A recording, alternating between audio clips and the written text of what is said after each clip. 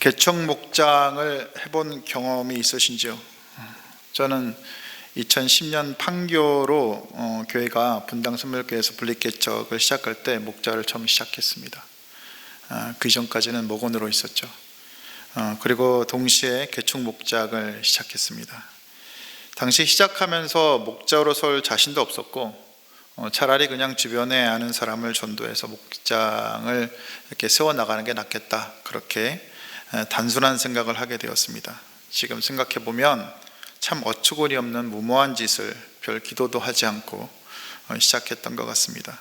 주변에 누구를 목장으로 모실까 하는 생각에 처음 떠오른 것이 아내가 리더로 섬겨온 해금 동아리에서 같이 교사로 섬기던 한 해금을 잘하는 자매 부부를 전도해야겠다고 마음을 먹었습니다. 그리고 식사를 초대하는 것부터 시작해서 교회 예배 초대까지 무려 3년간 공을 들이며 한 가정을 섬겼죠. 반찬을 해다 주고 출산 때 위로해 주고, 그리고 선물 갖다 주고, 집에 나오기 싫어하면 먹을 거를 가지고 찾아가고, 그렇게 해서 섬겼는데, 물론 목자로서 제가 할 수 있는 부분은 참 많이 했다라고 스스로 생각을 했는데 이분들은 참 변화가 없었습니다. 3년이 지나자 저는 도저히 개척으로는 안 되겠다 싶어서 적어도 도와줄 한두 가정은 필요하겠다, 이런 생각이 들어서 교회에 요청을 해서 다른 가정을 받기 시작했는데, 그렇게 목장 모임이 공식화되고 장소를 돌아가며 하게 되자 그 가정의 목장 모임에 참여하지 않는 겁니다. 오히려 그간에 했듯이 저희 부부만 자기들의 집으로 오히려 전화를 해서 오라고 하고 이렇게 와주길 바라고 이렇게 했던 것 같아요. 그리고 마침내 한 사건이 발생합니다. 당시 아내가 해금 학원을 분당에서 열었는데 그곳에 그 자매가 해금 입시제자 하나를 학원에서 가르치려고 했던 것입니다. 그래서 가르치게 하고 또 그 제자가 연습을 학원에서 하도록 그렇게 했습니다. 그런데 일이 터졌습니다. 그 제자의 어머니가 그 선생님 몰래 교수급의 스승을 몰래 구했는데, 그 교수 되시는 분이 제 아내가 선생님이라고 부르는 사람들 중에 한 분이었던 것입니다. 그래서 그 자매는 레슨생을 뺏기게 됐죠. 화가 난 그 자매는 제 아내한테 전화를 해가지고 그 제자를 학원에서 연습 못하게 쫓아내달라고 저희한테 요구를 했습니다. 저는 모든 상황을 이해하고 또 고려하더라도 적어도 막무가내로 그 어린 학생을 그렇게 쫓아내는 것은 아니라는 생각이 들었습니다. 그래서 전화로 제 의견을 말하고 나중이라도 이해시켜야겠다고 생각을 하고 그 학생이 스스로 나갈 때까지 쫓아내지 않았는데, 그 이후 그 자매의 분노가 저희에게 향했던 겁니다. 연락을 피하더니 몇 달 후에 성당에서 영세를 받는다고 하는 소식을 전해왔습니다. 사실 그 남편 뵈는 분이 고등학교 때 천주교 미션 스쿨에 다니셨는데 그 영향이 컸던 것 같습니다. 참으로 마음이 아팠죠. 많이 당황을 하기도 했고, 한편 영세라도 받아서 천주교에서라도 신앙생활을 하면 좋겠다라는 마음이 들기도 하고, 참 여러 가지 감정이 교차했던 경험을 했습니다. 그래서 우리가 하나님께 생각했던 거는 참 내가 교만했구나, 내가 너무 쉽게 영혼 구원에 대해서 생각을 했구나, 그러니까 이것이 내가 할 수 있는 나 스스로의 최선이었구나 라는 생각을 하게 했고, 그 일을 하고 나서 이제 하나님께 모든 걸 맡기는 것을 하게 됐습니다. 이후 자매하고 저희 관계는 당연히 풀리게 됐는데 더 이상 목장 추대는 하지 못했던 거죠. 이 아픈 경험을 통해서 저는 참 제자 삼는 것이 쉽지 않다라는 것을 알게 되었습니다. 복음을 전하는 것은 너무 만만히 보고 덤빈다는 것이 너무 무모하고 그랬던 거죠. 그리고 제가 얼마나 나약하고 무식한 존재였는지, 그리고 모든 영혼 구원이 하나님께 분명하게 달려있다는 것을 알면서도 그것을 전혀 생각하지 않고 행동을 했던 그런 저의 나약함을 보게 되는 계기가 되었습니다. 그런데 오늘 영혼을 구원하고 제자를 삼고 교회를 세우는 것은 이런 부족한 저뿐만 아니라 사도 바울조차도 그렇게 만만한 일은 아니었던 것 같습니다. 오늘 본문의 고린도 교회는 참 바울의 속을 많이 썩게 한 교회였습니다. 무려 1년 6개월 동안 그곳에서 지내면서 가르치기도 했고, 또 다시 방문도 해보고, 편지도 여러 번 쓰고, 제자들도 보내고, 여러 방법을 다 써봤는데 고린도 교회는 여전히 변화가 없고 나약한 믿음을 가졌고 문제가 많았고 거짓 선생을 따르고 부패하고 음란했습니다. 고린도는 당시 그리스도의 교통의 중심지였고 무역의 중심지였기에 돈이 많았습니다. 그러기에 각종 우상을 섬기는 신당들이 많았고 교회는 부유했지만 각종 문제들이 끊어지지 않았던 교회였습니다. 무엇이 문제였습니까? 오늘 본문에 따르면 그 문제의 핵심은 첫 번째, 거짓 사도를 따른다는 거였습니다. 복음을 함부로 생각하고, 물론 고린도 전서까지 보면 여러 계파까지 나눠서 여러 다양한 문제를 갖고 있지만 후서만 보더라도 거짓 사도를 따르고, 바울이 자신들이 주려는 돈을 받지 않겠다고 하자 내 돈을 안 받아? 하고 기분 나빠했다는 겁니다. 교만했다는 거죠. 물론 문제의 시작은 고린도 교회가 거짓 사도를 따랐다는 것입니다. 이 거짓 사도들은 스스로 성령의 사람이라고 했던 것 같아요. 그러니 바울 일행을 오늘 본문 아니지만 10장 2절에 밝히듯이 육신에 따라 행하는 자로 여겼던 것입니다. 불행하게도 고린도 교회 일부 교인들이 이들의 말을 따라서 바울을 모함하는 데 동참했습니다. 그 영향력을 그리고 교회에 끼쳤던 것 같습니다. 그래서 바울은 11장 4절에서 이렇게 얘기합니다. 자신들이 하지 않은 다른 예수를 전파하거나 다른 영을 받게 하거나 다른 복음을 받게 하면 너희가 참 용납을 잘하는구나. 어떻게 그렇게 내가 얘기한 복음과 다른 건데 그렇게 쉽게 받아들이냐. 제발 정신 좀 차려라. 그런 뒤에 이렇게 얘기합니다. 여러분, 거짓 사도들이 우리를 육신에 속한 자라고 하지만 우리 또한 하나님의 능력으로 일합니다. 거짓 사도들만 환상을 보는 것이 아니라 나 역시 환상과 계시를 봅니다. 오히려 환상 속에서 셋째 하늘에서 짐을 바라보기도 했습니다. 하지만 저는 이런 걸 중요하게 여기지 않아요. 왜냐하면 내가 그리스도를 위하여 약할 때, 능욕과 궁핍과 박해와 공고로 내가 힘들 때 주님으로 인하여 내가 강한 것을 알기 때문입니다. 내가 약할 때 성령께서 내 안에서 나를 더욱 강력하게 해주는 것을 알기 때문입니다. 바울은 이렇게 말하면서 자신이 영적인 체험을 말하는 것을 바울 스스로 자랑하고자 함이 아니라 거짓 사도들에게 속아서 자신을 비난하는 고린도 교인들이 이제는 이렇게 내가 얘기할 테니까 나를 밀어달라고 이렇게 바래서 얘기했기 때문이었습니다. 그리고 오늘 본문에서 사도의 표적과 기사와 능력을 행하는 것에도 있지만 가장 중요한 것이 참는 것이라고 말합니다. 제일 먼저 얘기하면서 그 얘기를 하는 거죠. 고난과 모욕과 비판을 참고 견디면서 제자를 세우고 교회를 세우는 인내가 사도의 가장 중요한 덕목이라는 거죠. 다시 말해서 다른 영적인 표적과 기사와 능력을 다 빼고 딱 한 가지 덕목에 사도의 요건을 뽑는다면 그것은 인내라는 겁니다. 잘 자라지 않는 제자들에 대한 인내가 사도의 가장 큰 덕목이라는 거죠. 지금이야 코로나 때문에 목장 식구들이 같이 식사를 못하지만 코로나 이전의 사건 한 가지를 말씀드리겠습니다. 금요일 전에 한 목장에서 목자 부부가 열심히 밥을 해서 준비를 했다고 합니다. 그런데 비가 주룩주룩 많이 내리기 시작했습니다. 그런데 한 가정도 오지 않더라는 겁니다. 그래서 이번에도 며칠 동안 해놓은 밥과 반찬을 우리가 다 먹어야겠구나 하고 체념했다는 거죠. 그런데 갑자기 이런 생각을 했답니다.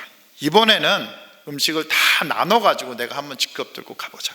그래서 담아서 들고 내리는 비를 맞아가며 열심히 다녀서 목장이 각 가정의 음식을 다 배달해 줬는데 그 이후로는 어땠을까요? 다음 목장부터는 스스로 한 가정도 빠지지 않고 오더랍니다. 연락도 안 했는데 열심히 오더래요. 이것이 제자를 살리는 인내입니다. 그리스도인이 제자를 삼아서 가르쳐 지키게 하는 방법은 단 하나 그렇게 사는 모습을 보여주는 것이기 때문입니다. 요즘엔 그렇게 사는 모습을 보여주어도 영혼 구원하여 제자 삼는 것이 쉽지 않다는 것을 여러분도 잘 아실 것입니다. 그래도 어찌합니까? 몸으로 때우고 기도로 때우는 삶을 살아내는 방법밖에 영혼 살리는 방법이 없다는 것은 우리가 다 아는 사실입니다. 거짓 사도들이 고린도 교인들을 부추겨서 바울 일행을 모함한 두 번째 이유는 바울이 고린도 교인들로부터 선교를 위한 사역비를 받지 않기 때문이었다고 제가 말씀드렸습니다. 아마 거짓 사도들 입장에서 바울 일행이 돈을 받지 않으면 자기들이 곤란하겠죠. 왜냐하면 그들은 돈을 위해서 교인들을 속였기 때문입니다. 그래서 바울을 여러 가지로 험담하기 시작합니다. 바울이 거만하다는 거짓에 속은 고린도 교인들은 바울 인행에 대하여서 이 거만한 것들 니들이 우리를 얼마나 우습게 보면 사역비를 안 받아? 이렇게 오해를 하는 거죠. 니들이 겉으로는 받지 않고 깨끗한 척하면서 뒷구멍으로 제자를 통해서 사역비 받는다며? 오늘 본문에 나온 내용입니다.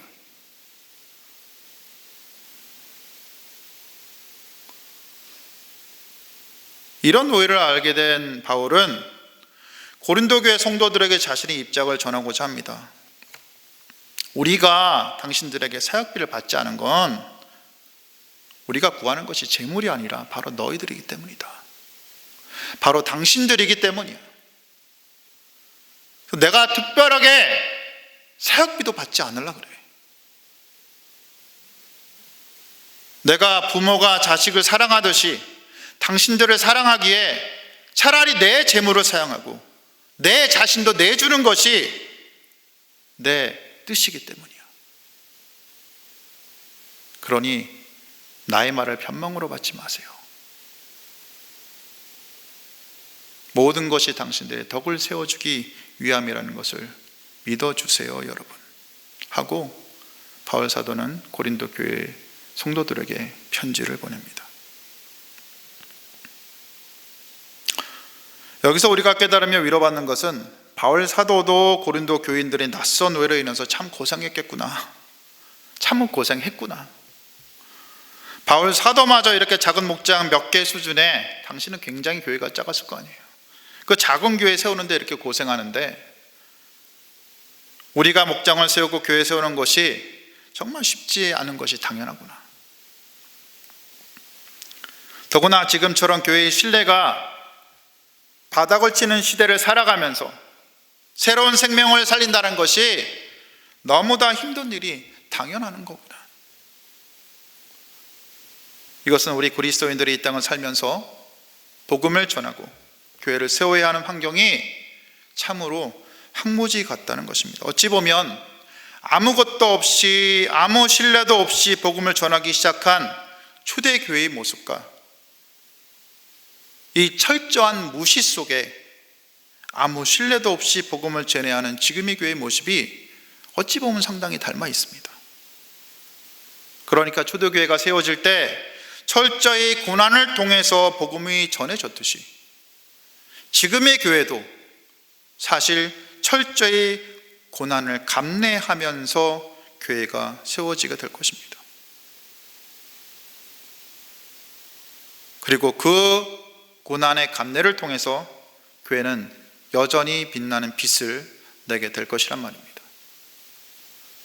마치 일제 감정기와 한국전쟁 시대에 압박과 고난을 견디며 신앙을 지키고 전하며 우리 할아버지 아버지 시대가 그 신앙의 끈을 이어왔듯이 우리 역시 이 시대가 우리에게 주는 고난이 무엇인지 정확하게 파악해야 한다는 것입니다. 무엇입니까? 철저한 무시와 따돌림입니다. 다른 종교에도 구원이 있다니까? 종교인들끼리 서로 잘 지내면 되지 너희만 뭐 그렇게 잘났어? 예수만 구원의 길이라며? 근데 너희 살아가는 삶 보니까 우리와 별반 차이가 없지 않아. 아니 우리가 오히려 너희보다 더 낫잖아. 그런데 뭐 그리 잘나서 너희만 구원 받는다고 하는 거야? 이것이 예수님을 모르는 사람들이 우리들을 바라보는 시선입니다. 그러니 이 자본주의 체계 속에 살아가면서 순전한 믿음을 지키고 또 복음을 전하는 것이 결코 쉬운 일은 아니라는 것입니다. 주님을 모르는 자들에게 그들의 차별적 사고를 깨트려서 복음을 전하려면 이들이 지금까지 믿어왔던 생각을 우리가 살아내는 삶을 증거로 해서 다시 뒤바꾸는 수밖에 없습니다. 우린 이들에게 그렇게 외쳐야 됩니다. 우리가 우습니? 이중적이고 가식적으로 보이니? 그래, 어쩌면 너희 생각이 맞을 수도 있어. 우리도 너희와 별반 차이가 없기 때문이야. 하지만 우리 삶을 자세히 들여다봐라. 예수님을 알기 전하고 지금 우리의 삶이 뭐가 다른 것인지 한번 봐봐. 왜 이렇게 우리가 변해가는지 궁금하지 않아?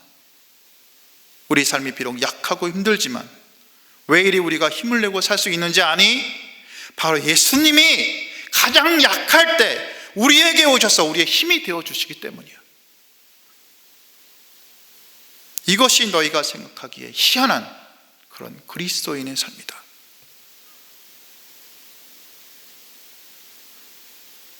우리가 사실 이것을 말로 하진 않죠.